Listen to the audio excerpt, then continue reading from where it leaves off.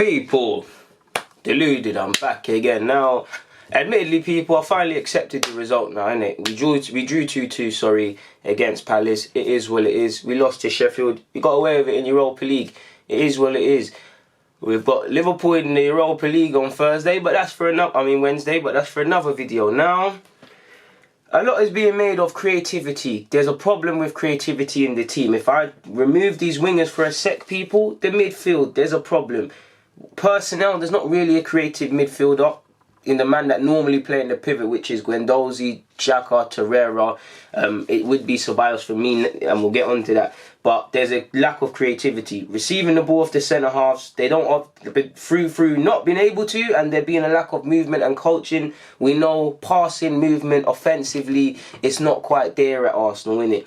And the problem is deeper than Ozil. I've said this in videos before. Now, a lot of people calling for Ozil, and I know a lot of people that were killing Ozil are calling for him, is because they want to see creativity in the side, and I get it. Ozil is not perfect. Ozil, couple of these games, Ozil is not going to turn it around. He would look like a boy against men, just like all the other 10 members would be 11 if he played. So it's not going to solve anything. Personally, I believe in terms of skill set, there's no creativity in the side. Emery doesn't have a leg to stand on. You don't want to use Ozil. I'm not here to sing Ozil's praises or defend him. You don't want to use Ozil, so cool. If you're gonna not use Ozil, you're gonna allow Ramsey to leave with the boards back in. You're not gonna use Mkhitaryan, or we can play 10, but you've got rid of him. And like I said, you're not using Ozil. All that's fine, but I need to see what you're doing on the field or what your plan is to still have some level of creativity in the side, so you can say we don't need him. Because if it was a thing like that, Ozil wouldn't have a leg to stand on. But there are a couple of games you're thinking, if only we could use Ceballos and Ozil. Like yesterday, when we had a chance to score, I was thinking Ceballos needs to stay on, but we could need to bring on Ozil. And I say that because of this. Now, yesterday we lined up in a 4-4-2, people, and it didn't really make it was alright. In game, it was more something probably along the lines of this though. Ceballos kind of half in, half out. Tierney obviously getting forward when he can. Chambers, that's not his skill set. He was doing his thing, but 9 times out of 10 was being just a right back. And then you've got the strikers. More time as well, away from the fullbacks. You had Aubameyang pulling out there as well. Let's just keep Pepe there. Pulling out there to obviously go with Tierney, and that means he comes inside. That's all good. And I've made Ceballos blue purposely, people, because there's a problem with creativity in the side. Now, I do want to see a bit more from Ceballos. I do think he can pull it out. I would like to see 10 assists and a respectable goal return in an ideal world. It was nice to see him play 90 minutes for once. But there's a problem with creativity. Now, in the game, yeah, just to make it look better, let's put some attacking. These are the attackers of the other team. In fact, what I really should do, Ceballos is going to become yellow now, and we've thrown some attackers now. What the problem becomes now is when you've got midfielders of the opposition. Let's make it defensive mid. The issues come when you've got the opposition now, and they don't want to be broken down. Let's do 2 banks of 4 just to make the point a bit easier. This is where the problem comes, people. Now you've got 2 banks of 4. You've got a 4-4-2. This is where the issue comes from now, yeah. In game, you've got Aubameyang likely to stay here, Laka dropping there, Pepe probably about here. You've got our right back and our left back. You've got Ceballos coming inside. You've got, let's say, XHAKA about there, Guendouzi there. Like I said at the beginning, there's a problem with our pivot in terms of building. I love Guendouzi, first name on the team sheet based on form, but his skill set isn't that. XHAKA just hasn't got it. There's no building. So you're seeing Ceballos come deep. Now, if Ceballos, like you see Ozil do it as well. That's why I said it doesn't matter about who plays and who doesn't. There's a problem with creativity. Even when Ramsey was here, even when Joe plays there, whoever is in this pivot, people, whoever's in the creative role or the creative midfielder, they find themselves, because there's a problem with our building out from the back, it's slow, there's no real options, they find themselves coming into pockets, people. When you've got your Cam coming down here for the ball, he can't affect the game breaking the lines. And then you've got that's where the disconnect with our midfield defence and the strikers come. Then you've got our strikers. Lacazette's hungry for the ball, he wants to get involved. Second half, you've seen Aubameyang just become impatient. He's coming deep, he's going around everywhere. And Pepe the same. There's an issue with creativity in this side, because you don't want your creative midfielder there. That's lovely there. That's lovely when you see Ozil and Ceballos there flying opposition. I do think Guendouzi, Xhaka, to be fair with him, and Torreira if playing, they're not necessarily creative midfielders, but they definitely can play more progressive football than they're being told to. So that is on Emery in terms of the coaching and telling them to do that.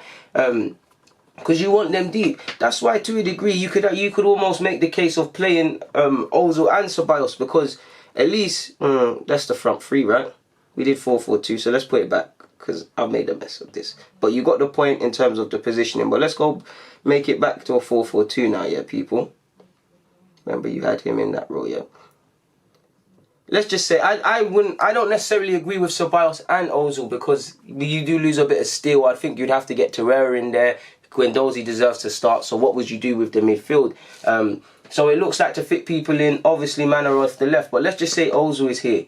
Ozil and Ceballos both need each other on the field, because similar, we miss Santi. This is why I don't mind playing Ceballos in this role, people, because at least Ceballos, he shows some willingness. I think at times he shows his youthfulness, and to become a real top creative midfielder at times, for as much as I feel he's forced, apologies people, for as much as I feel he's forced to drop into this role, at times Ceballos, on a general point, does seem to want to pick up the ball in irrelevant areas. But at times he's got no choice because he's not being given it there. We miss Santi. We miss someone that can build play from deep, that could allow... Do you remember when Alexis and Ozil and Santi, when they're all on the same field, evidently above everybody? Because Santi was here, allowing Ozil to stay here and Alexis here. With no Santi, Ozil was dropping. Alexis can't get on the ball, so it's all irrelevant. This is why I think you've probably got to either allow Guendouzi and Xhaka and Torreira if playing to beat... Apologies. To be a bit more creative and break the lines, or teach them to do that, or play progressive football, or you play Ozil and Ceballos. So at least Ceballos can do that Santi role, getting the ball here. Ozil can stay higher up the field and find pockets in space, ultimately find our strikers. But it's not happening. And I feel, again, all problems, whatever formation, especially when I made a video about a 4-4-2, because that's the best in terms of finding attacking balance, the issues come with the pivot. If it's not defensive pivot, defensive issues, it's offensive. And it's not necessary. I'm not critiquing Guendouzi, because I think he's been cool. And despite Xhaka's nonsense that I don't want to harp on about, I'm not here about that. The general point, because we've... Oh, God. See? Even the tactics was not on this thing no more, people. But like I was saying before that, we've become easy to suss out, people, because like yesterday, it was bait. You knew Pepe's going to get there. The strikers are going to get closer. Midfield, Xhaka's going to go there. We're going to have Ceballos come inside, because quite rightly so, what's the point him being this left mid? You might have the striker occupy the flanks. Because there's a license to go forward, Tierney, has to go do it. Chambers, for me, was a bit half and half. He did go forward, but he's like, at times there was a reluctance. There's no real shape, people, to our team. Like, there's no shape. There's really no shape. You can see the gaps. You can see the gaps. And to be honest, a lot of it also comes from when the ball is received from Xhaka and he turns. For as much as he critiques Xhaka, clearly in training, there's no emphasis on, okay, we're playing out from the back, but what's the purpose to playing out from the back? Are we trying to do a quick turnaround and devastate the opposition? What are we trying to do? There's no plan to us playing out from the back. It's evidently seen.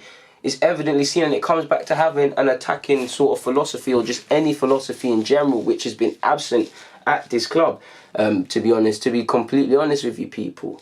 That's all I wanted to say. And until we get a way of playing and some tactics, you can forget about top four. Forget about it.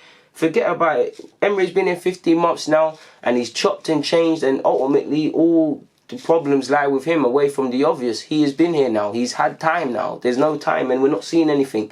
But on that note, people, I'm out, man. Deluded. Thank you for watching and rocking, comment and subscribing. The rest...